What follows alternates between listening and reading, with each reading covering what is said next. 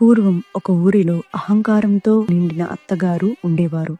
ఆమెకు 5గురు కోడళ్ళు. ఆ అత్తగారికి తాను చేసే పూజలే గొప్పవని, తనలా నియమనిష్టలు పాటించేవారు మరొకరు లేరని అహంకారం ఉండేది. కార్తీక మాసం రాగానే అత్తగారు ప్రతిరోజు 4 కోడళ్లను వెంటబెట్టుకుని నదికి వెళ్లి ఆడంబరంగా దీపాలు పెట్టేది. చిన్న కోడలు పోలి చాలా మంచిది, అణిగిమణిగి ఉండేది. కాని అత్తగారు అసూయతో ఆమె దీపారాధన చేయకుండా ఇంట్లో పూజా సామాగ్రి ఏమీ లేకుండా చేసేది. అయినా పోలి బాధపడలేదు.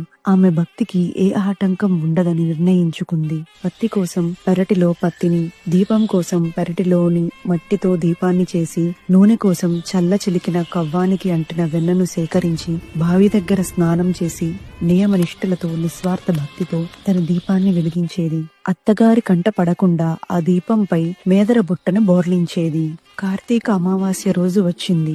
అత్తా కోడళ్ళు నదీ స్నానం ముగించుకొని తిరిగి వస్తుండగా ఆకాశం నుండి దివ్యమైన పుష్పక విమానం పోలి కోసం దిగింది. పోలి నిస్వార్థ భక్తికి మెచ్చి శివదూతలు ఆమెను స్వర్గానికి తీసుకు వెళ్లడానికి వచ్చారు. అత్తగారు అహంకారంతో కార్తీక దీపాలు పెట్టింది నేనే కదా, ఈ విమానం నా కోసమే అని పరిగెత్తింది. కాని విమానం ఎక్కుతున్నది పోలి అని చూడగానే నిర్ఘాంతపోయింది. అత్తగారు ప్రాధేయపడింది, పోలి నన్ను కూడా పైకి లాగు. అప్పుడు పోలి ప్రశాంతంగా ఇలా చెప్పింది, మీరు దీపాలు ఆర్భాటం కోసం, ఆడంబరం కోసం వెలిగించారు. నేను పరమశివుడిపై నిశ్చలమైన భక్తితో వెలిగించాను. మీ దీపాలు మీవి, నా దీపాలు నావి. నా దీపాల పుణ్యం మిమ్మల్ని చేర్చలేదు అని చెప్పి పోలి స్వర్గానికి చేరుకుంది. అత్తగారికి మిగతా కోడళ్లకు తాము కేవలం ఆడంబరం కోసమే దీపాలు వెలిగించామని, నిజమైన భక్తి పోలిదే అని అప్పుడు అర్థమైంది. ఈ కథనే పోలి పౌర్ణమి నాడు చదువుకుంటారు. భగవంతుని ఆరాధనకు ఆర్భాటం, అహంకారం ముఖ్యం కాదు. నిష్కలమైన నిస్వార్థమైన భక్తి మాత్రం